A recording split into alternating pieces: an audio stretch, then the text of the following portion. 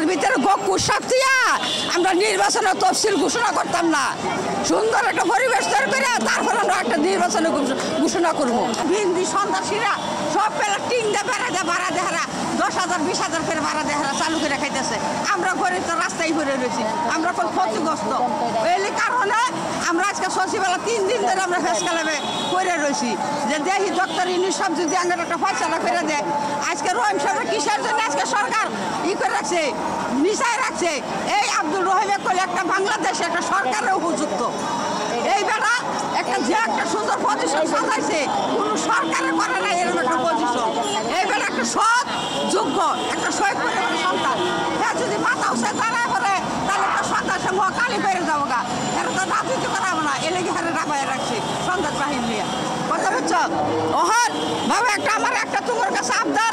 আমরা গরিব মানুষ, আজকে 2010 সালের থেকে আমরা টাকা পয়সা দিতেছি, আমরা ফেলার ট্রাই নাই, আমরা অসহায়।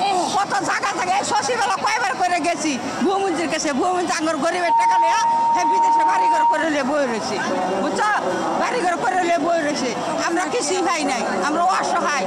না ভাই ভাত না ভাই কাপড়, কষ্টের ভিতরে আজকে বসতি বেশি আজকে আমরা দাঁড়াইছি ডক্টর ইউনুস সাহেবের কাছে।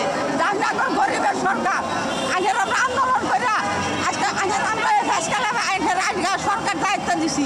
যত সুর আছে গায়না তুলে দিলি গন্ধ, বামার তুলে দিলি গন্ধ। আজকে রাষ্ট্র কে চালাবে? একটা সুন্দর পরিবর্তন বাংলাদেশে স্বাধীন হয়েছে। আজকে সুন্দর পরিবেশের ভিতরে আজকে দেশটা স্বাধীন হয়েছে। সুন্দর পরিবেশের ভিতরে একটা সরকার আমরা গঠন করাবো। 5 তলা 6 তলা বেড়া নামে ভোট দেয় না, গরিবেরা লাইনে দাঁড়ায় ভোট দেয়। সত্যি জিনিস পালন করে ছাইরা দিব আমরা। ডক্টর ইউনুস সাহেবের কাছে একটা কথা যে একটা সুন্দর পরিবেশ তৈরি করে দেন, আমরা বস্তিবাসীরা একটা সুন্দর একটা পরিবেশ তৈরি করে দেন। আইনের কাছে আমরা কিছু চাই না, আইনের কাছে আমরা টাকাও চাবো না, পয়সাও চাবো না। যে বেটা একটা গরিবের লোক একটা সুন্দর পজিশন সাজাইছে, এই বেটা কাগজ কাটে উদ্যোগ করে দেন, আমরা সবাই একটা শান্তি শৃঙ্খলা ঠিক থাকবো। আর কিভাবে ভোট কালেকশন করতে হবে না এটা তো আমরা জানি।